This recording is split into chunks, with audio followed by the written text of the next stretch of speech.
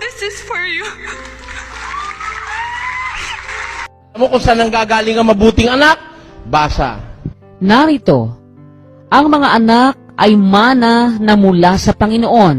Ang mabubuting anak ay mana mula sa Panginoon.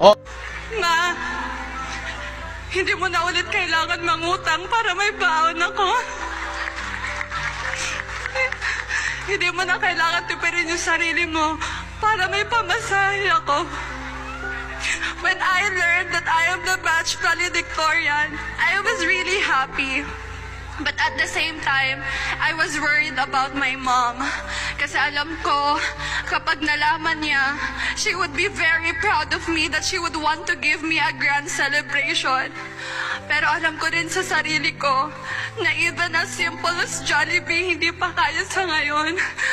But I want her to know that it's okay. It's okay even if your love is all that you can give.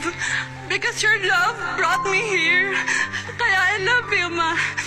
And Aral sa mga magulang at mga anak. Mga anak, sundin niyo ang mga magulang niyo dahil ito ang nararapat gawin bilang mga mananampalataya sa Panginoon. Igalang niyo ang inyong ama't ina.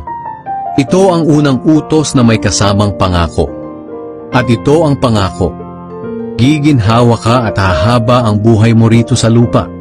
At kayo namang mga magulang, huwag kayong gumawa ng mga bagay na ikasasama ng loob ng mga anak ninyo. Sa halip, palakihin ninyo sila ng may disiplina at turuan ng mga aral ng Panginoon. Ang anak na marunong ay ligaya ng magulang, ngunit ang anak na hangal ay nagbibigay ng kalungkutan.